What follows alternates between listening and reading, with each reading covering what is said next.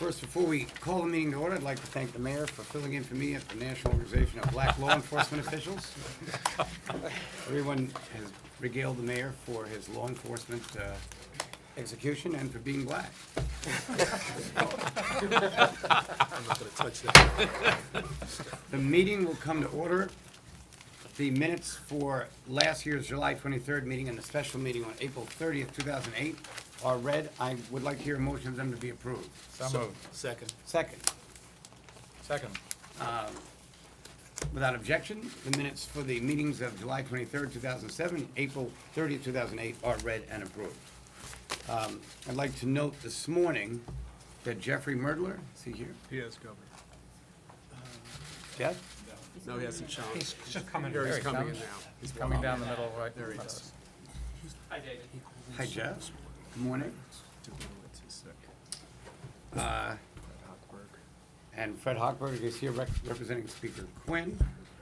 And Jeffrey Myrtle is here representing the new majority leader, Senator Skillos. Jeffrey, clearly ahead of all of us, one of the great minds of our time, because he did better in an environmental class at Columbia than I did back in 1975, which is actually when the city first got into financial trouble. All lies gratefully appreciated. That being the case, the budgets that will end in fiscal years 2009 through 2012 will now be presented by Mayor Bloomberg. Well, thank you, Governor Patterson, and good morning to everyone. Over the past 6 years, I've appeared before members of this board during robust economic times and also during the city's deepest fiscal crisis in a generation. Today, we've begun a new fiscal year, as you know, amid much uncertainty about the national economy, but confident that the underlying factors which make New York the greatest place to live, to work, and to do business are strong and growing stronger. Crime, too often the stumbling block for economic growth, has dropped nearly 30% over the past 7 years, solidifying our reputation as the undisputed safest big city in the nation. Our public schools, which are developing tomorrow's leaders, are making big strides. Graduation rates are up 20%, and more students in every grade are meeting or exceeding state standards in math and English. Our streets are cleaner than they've been in 30 years, and pedestrians and motorists are as safe as they've been since records were first kept nearly a century ago. At the same time, tourism, a vital industry that supports more than 350,000 jobs in our city, continues to break records thanks to our investments in cultural institutions and our success in attracting marquee events like this month's All-Star Game at Yankee Stadium. However, all of us know there are many reasons to be concerned about the months ahead. Our financial sector, the backbone of our local economy and the engine of our nations, is clearly struggling. For the first quarter of 2008, Wall Street firms posted $22.8 billion in losses. And while we haven't got results for the second quarter, I think we all know those will not make pleasant reading either. The big Wall Street investment banks are laying off thousands of people. Wall Street lost 4,300 jobs during the month of June alone. The local real estate market, which has so far held up well in comparison to the nation's markets, as you know, is now beginning to slow down as well. Collections for commercial real property transfer taxes and commercial mortgage recording taxes are down almost 50% in the first 6 months of this year compared with the same period last year. Residential sales have also been declining. Co-op and condo listings during the first quarter of this year rose by 30% as sales dropped 20%. Now, the good news is that we are as prepared for this downturn as I think we could possibly be.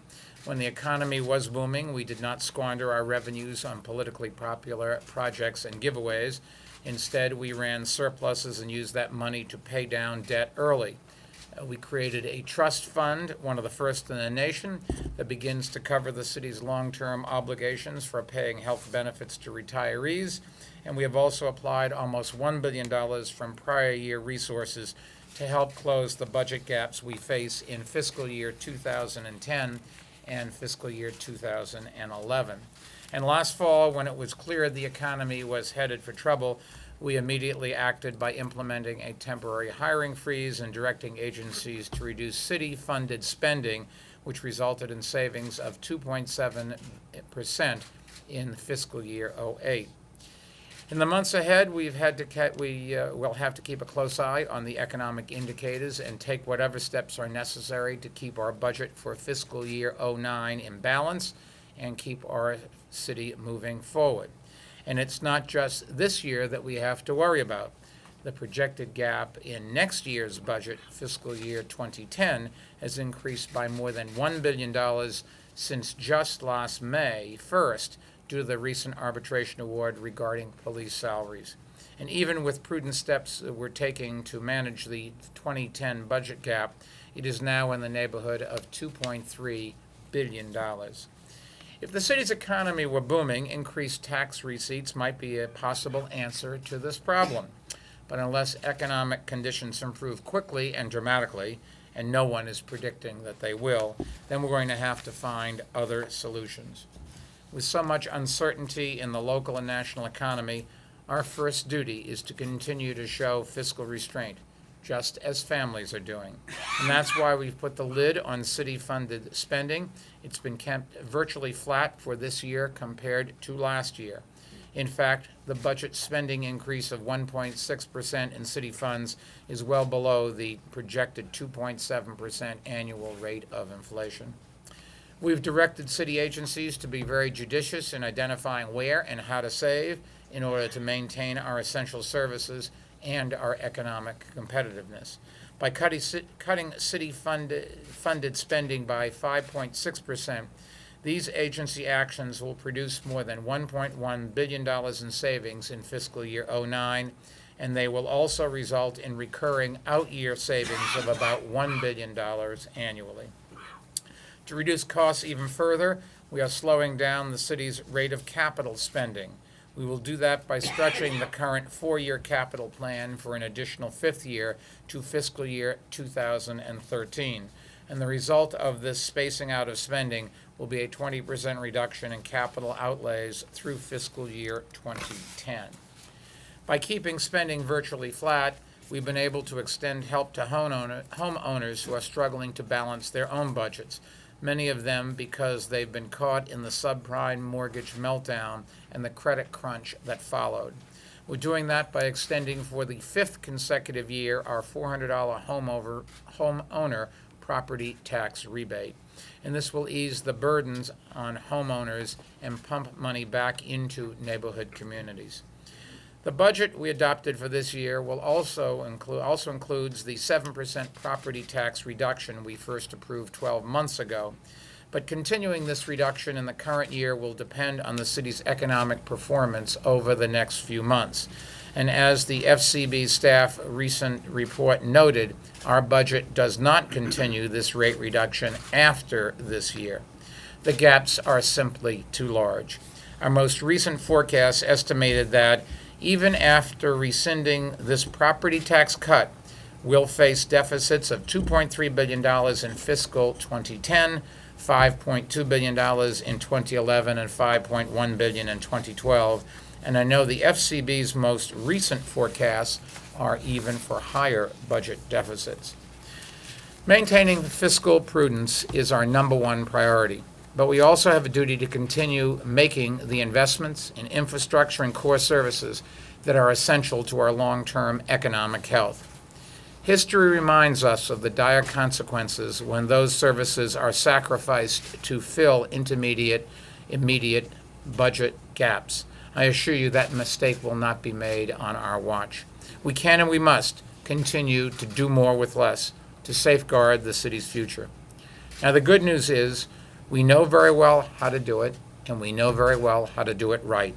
We showed that in the way we managed the city's budget during the recession that followed 9/11. We maintained a quality of life that kept New York a place where people want to live and businesses want to expand. And the result was that our city came back stronger than ever. Today, because we've managed our financial resources responsibly, because we've diversified our economy, because we've made bold investments in our city's future, we are even better prepared for whatever lies ahead. Before I close, I want to make one final point about the importance of the Financial Control Board. The board's great work started with the extraordinary circumstances which prompted its creation, the grave fiscal crisis that drove the greatest city in the nation, to the brink of bankruptcy. The FCB's steady leadership and hard work helped pull New York through what was, until then, its very worst days. And the continued thoughtful and diligent service shown by FCB board members and staff has made enormous difference in keeping our city on a sound financial footing. The FCB staff should take great pride in the fact that we have incorporated many of its fiscal reforms into our budgetary practices and policies and into our city charter. Time and again, the city has benefited from the board's existing structure, and I would hope to see that it continue. And that's why I'm supporting proposed legislation in Albany, which would continue the FCB's role in the city's finances with all of its powers intact. I know future administrations at City Hall would gain enormously from the sound advice and guidance that the board has given us. Working together, we can make sure that the city we love continues to grow and prosper, and that the brightest days for all of us are still ahead. Governor, thank you. Mayor, thank you for that presentation, and I was struck by your ability and the other leaders of the city's ability to hold spending to, if I have this correct, $1.6 billion, which is $1.1 billion below what would be the flex inflation rate over that period of time, and that money will basically absorb what you projected as $1 billion deficit that has occurred just in the last 90 days, since May of this year, if you pointed out. Governor, I've always believed that when you have a budget the size of ours, you can find economies. It is painful, and the politics aren't easy, but I think if every agency in our city, and I'm only an expert in our city, I can't talk about any other political entity, but in our city, if rather than cut the most politically popular program and rush everybody to the steps of City Hall, the commissioners do what they did the last few times and spread the pains across everyone. In fact, there is no major program that had to suffer. We were able to continue with the programs that will build a future for our city, while at the same time not spending any more than we spent the previous year. We still have enormous problems down the road.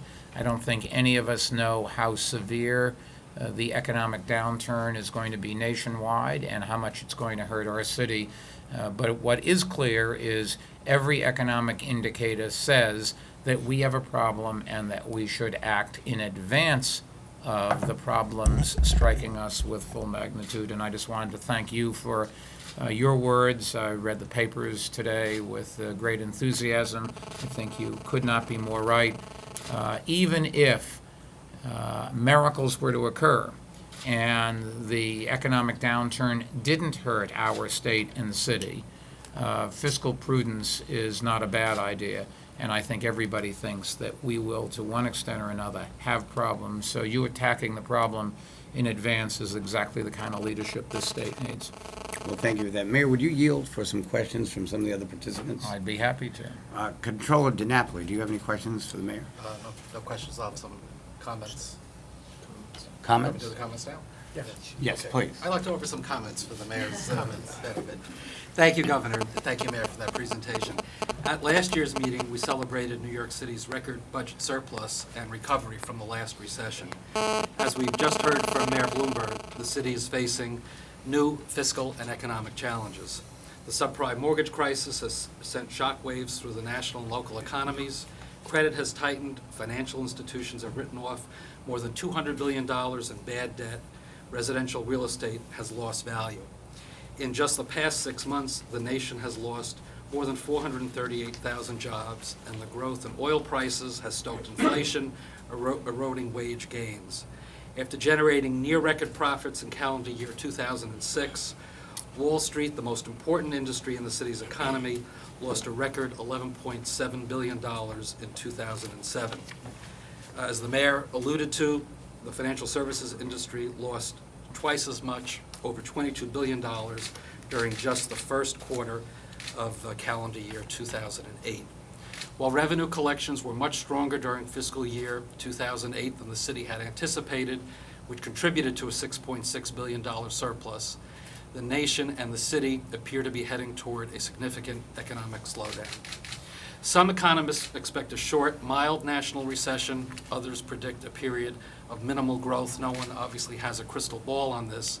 While we hope the economy recovers quickly, it is better to be cautious than to be caught unprepared. New York City's four-year financial plan wisely adopts a conservative approach and assumes a short recession for both the nation and the city. The greatest risk to the city's financial plan would come from a deeper or longer economic slowdown. If needed, however, the city could draw upon reserves funded with recent surpluses, such as $812 million in the budget stabilization account to maintain budget balance in fiscal year 2009. Balancing the budget in subsequent years, as the mayor has indicated, will certainly be more difficult. We estimate that the budget gap could exceed $4 billion in fiscal year 2010 and could average $7.4 billion during fiscal years 2011 and 2012. This morning, we've released from the State Controller's Office a detailed analysis of our review of the city's financial plan. All the members of the board should have a copy of that at your place, and this analysis is available for the press and the public as well. Over the next 2 years, both the state and New York City will have to navigate through turbulent economic waters, and both will have to make difficult choices to balance their budgets. Last fall, New York City acted quickly as adverse economic developments came into focus, which helped ease the impact of these difficult decisions. One of the great strengths of this city is its ability to recover and revitalize itself. Thanks to the proactive approach by Mayor Bloomberg and the City Council, the city is starting from a position of strength. I'm confident that the mayor and the City Council, working with City Controller Bill Thompson, will remain proactive and will maintain their commitment to prudent fiscal practices as we weather the current economic slowdown. We all need good luck in these times. Thank you, Governor. Thank you, Mayor. Thank you. Our New York City Controller, William Thompson, has joined us. Mr. Controller, do you have any questions for the mayor or comments on the presentation? Comments, I think. Thank you very much, Governor Patterson. Mayor Bloomberg, Controller DiNapoli, Mr. Summer, private members and observers, good morning. As you're all well aware, the past year has seen a long economic expansion unravel dramatically. The financial model that has promoted the widespread securitization of residential and commercial mortgages proved seriously flawed. Inadequate underwriting by financial institutions, poor evaluation by private ratings agencies, and insufficient regulation by government led to collapsing asset values and a freezing of credit channels. The nation's financial institutions are expected to suffer losses approaching $600 billion on residential loans and securities alone. Consumer spending is weakening, and skyrocketing energy prices are generating inflationary pressures. The credit markets, which lubricate economic activity, are still sorting and repricing risks and have failed to stabilize despite unprecedented interventions by monetary authorities. Today, however, I take heart in the fact that from a fiscal perspective, our city is relatively well positioned to cope with the impact of a deteriorating economy and a softening housing market.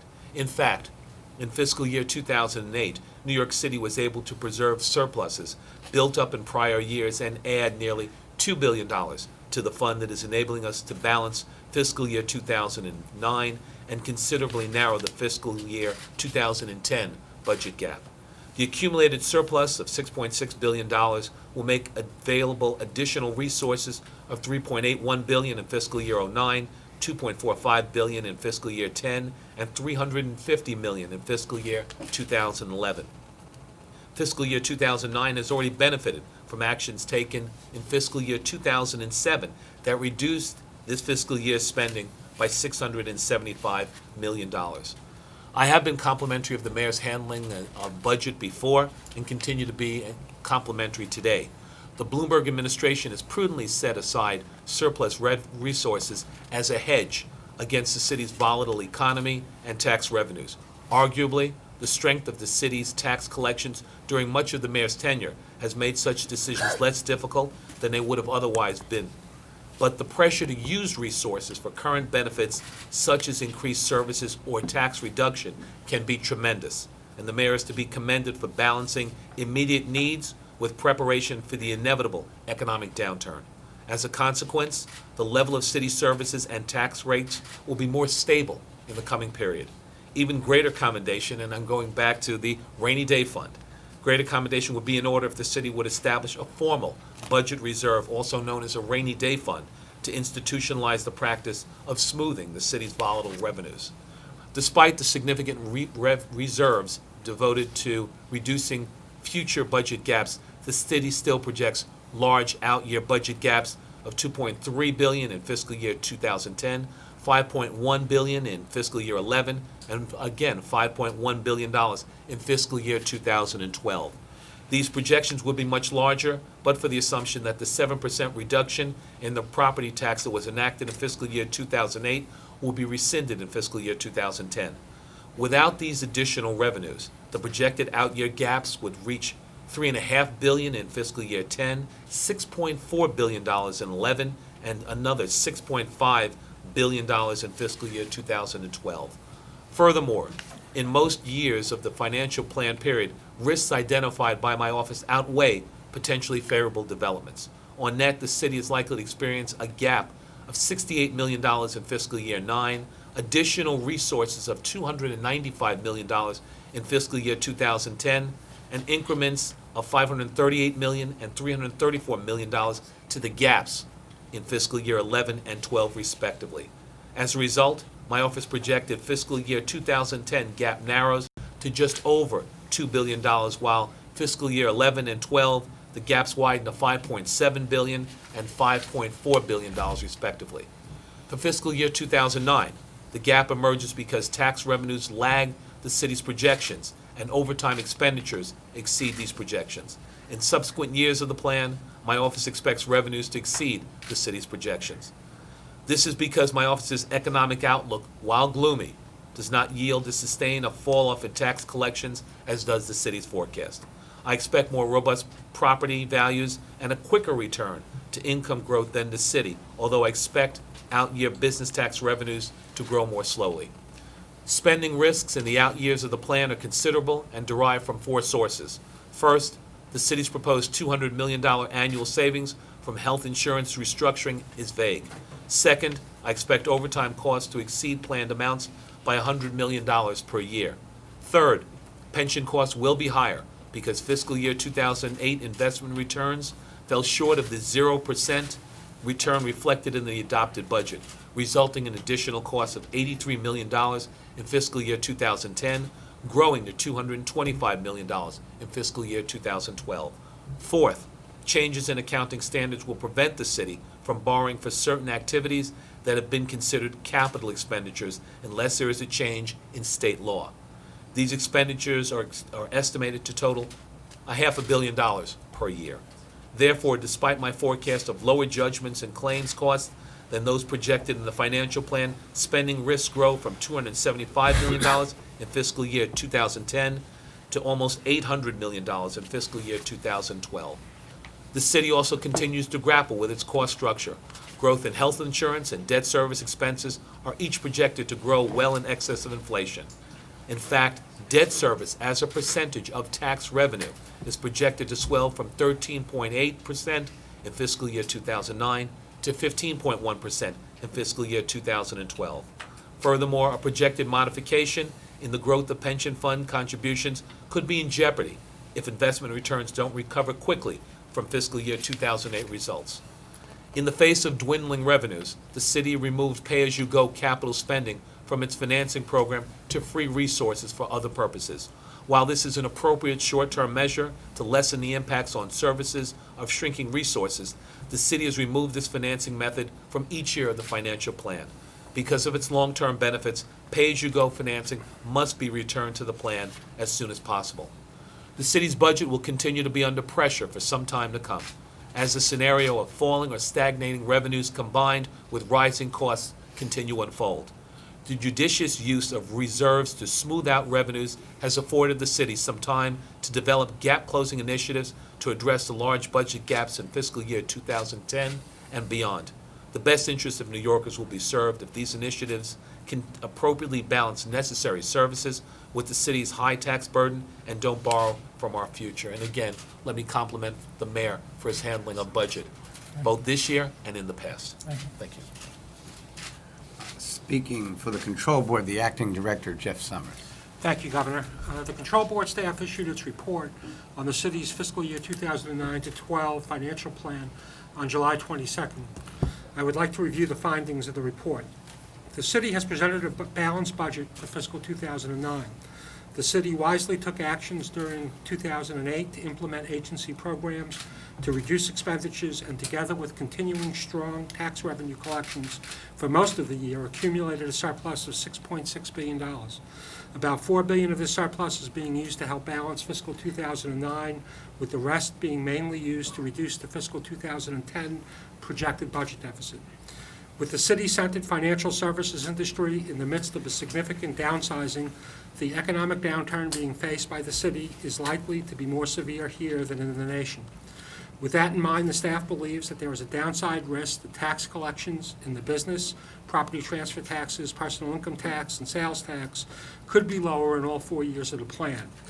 There is an additional risk that the property tax could be lower due to lower property assessments in the out years of the plan. The risks we identified for fiscal 2009 are small and manageable. The risks in fiscals 2010 through 12 are large and require the city to take actions to deal with them. The city estimates that the fiscal 2010 gap is $2.3 billion. It is important to note that this is after the city has used almost $2.5 billion of fiscal 2008 surplus to close the 2010 gap, and the mayor assumes an additional $1.2 billion from the reimposition of the 7% property tax reduction. Without these actions, the city would have been facing a gap of over $5 billion, similar to the gaps estimated for 2011 and 12. Our analysis shows that if the city council chooses not to raise the property tax and other risks we have identified occur, the city could face budget gaps of over $4 billion in fiscal 2010, growing to $7.5 billion in both 2011 and 12. I also want to point out that the report analyzes the growing unfunded liability of post-retirement health benefits. This unfunded liability grows over $5 billion a year for the four-year financial plan does not project adding any additional funds to the Health Benefit Trust Fund.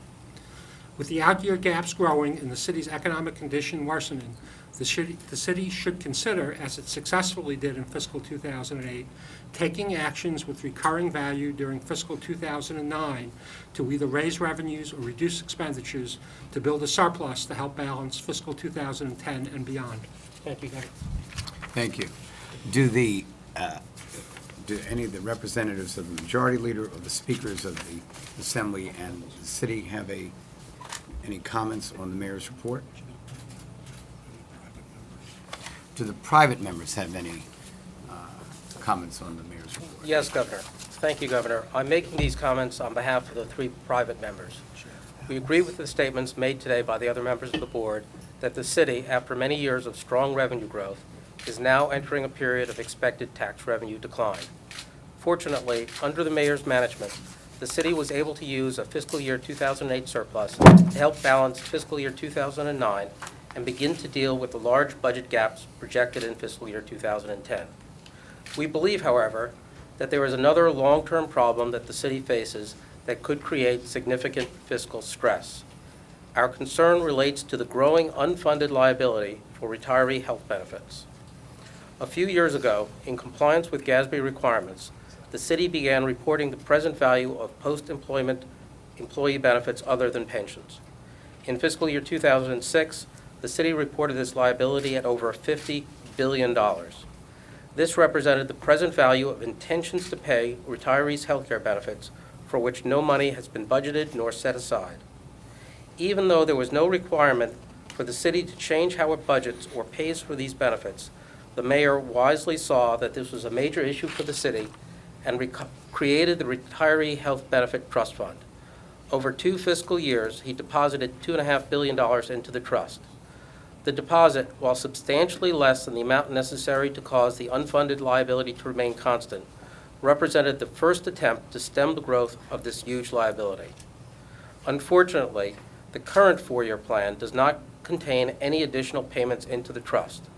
The unfunded liability has been growing at a rate of over $5 billion a year. As the recent Financial Control Board staff report points out, the unfunded liability is likely to grow from $62 billion in fiscal year 2008 to over $85 billion by fiscal year 2012. This outside-of-budget liability growth is enormous, representing about 9% of city expenditures during the four-year plan. This is equivalent to an additional economic, though not budgetary, deficit of $23 billion. We urge the city to develop a strategic plan to deal with this growing problem. The plan needs to develop a means to make regular, substantial payments into the trust fund so that the unfunded liability does not grow unchecked. At the same time, the plan should recommend ways to reduce the actual cost of benefits and reduce the liability. We believe there needs to be a concerted effort by all stakeholders to deal with this substantial fiscal problem. Mr. Mayor, do you have a response to any of the comments that? Well, I think that nobody knows how serious the economic downturn is going to be, but prudence says you have to assume that it will be significant. We've done what we can in advance. New York City has a better hand to play than any place else, but we are as subject to economic cycles as any other organization. In terms of Jeffrey's comments, he couldn't be more right. We have at least identified how great the liability is. We've taken a short step, a small step towards funding that, but as he points out, nowhere is near what is necessary. I think the problem, as much as anything, is the city is cognizant of its long-term unfunded liabilities. Unfortunately, every time we negotiate a contract with the unions then go around us to Albany, and Albany gives away the store, if you will, with us having to pay the freight. Until everybody comes to realize this is one of those things that just is not sustainable, like the percentage of GNP spent on health care, where nobody has a good politically viable answer. But we all know there's a train coming down the road, and it's headed straight towards us, and we have to address these issues no matter how difficult they are. We will continue to work with Albany and try to explain to them that these unfunded liabilities that they're giving us just are inappropriate and something the city cannot withstand. And Albany's got to come to understand that New York City is the economic engine of this state. We export $12-odd billion in excess cash to Albany every single year. In other words, the taxes that New York City residents pay in state taxes are $12 billion more than the amount of monies the